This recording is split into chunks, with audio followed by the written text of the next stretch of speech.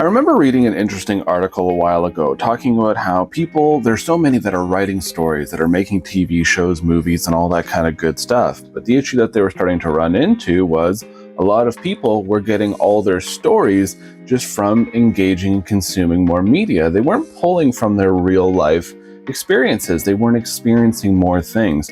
Now I get it, the world's expensive. There's not a lot of things. We can't just hop on a plane and go to Paris and see what romance is like.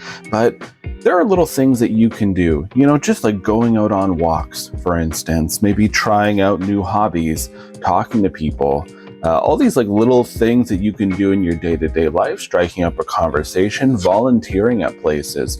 By doing these little moments, right, and kind of getting yourself out there and experiencing these parts of life, it helps you expand what you know. It helps you expand what you can kind of talk about. I'm not saying you can't write a story about things you can't talk about. Like you could be writing a space opera and you never went into space before, but you can talk about the things that they might have missed, like horseback riding, or you can even like talk about how they really love fishing in certain areas.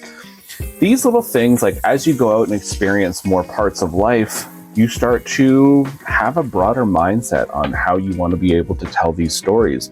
When all you're doing is consuming media, all you're doing is getting second, third, fourth hand ideas from people who probably are in a similar boat or they're sharing their experiences. You're not really getting that full thing. What I'm saying is diversify your experiences that you're living through to help yourself tell better stories. There's a lot of stuff out there you might not even realize that you really loved. By sort of getting out there and trying new things, the stories you tell will just be that much better.